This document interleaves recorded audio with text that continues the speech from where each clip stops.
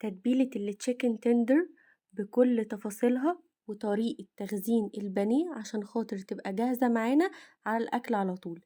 يلا بينا نبتدي. أول حاجة جبت صدور من الدجاج متقطعة بالشكل ده. لو أول مرة تشوفوني ما تنسوش تشتركوا في القناة ولايك وشير للفيديو. حطيتها بقى، جبت بولة كده وحطيتها فيها، وهبتدي بقى ان انا احط التوابل بتاعتي اللي هتطلعها زي بتاعه المطاعم بالظبط: ملح، فلفل اسمر، بابريكا، بصل باودر، توم باودر، شطه. وهنزل بقى التوابل بتاعتي على الفراخ. والسر بقى هنا في المستردة، هي اللي هتودي التشيكن تندر في حتة تانية. احط بقى رشة من المستردة كده، او لو عندكم المستردة اللي هي الباودر اللي هما بيقولوا عليها الخردل، لو جبتوها من عند العطار برضو حطوها، هتبقى حلوة جدا. دي او دي يعني، يا اما دي يا اما الخردل.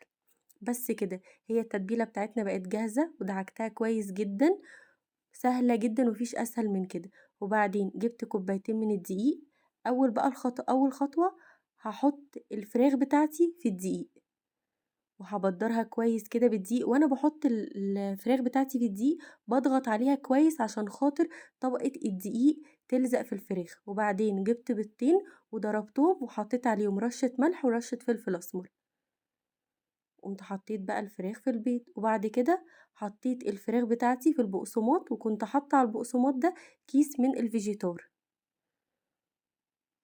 وانا زي ما قلت لكم برضو بحطها في البقسماط، بضغط عليها بايدي كويس جدا عشان خاطر البقسماط يثبت فيها.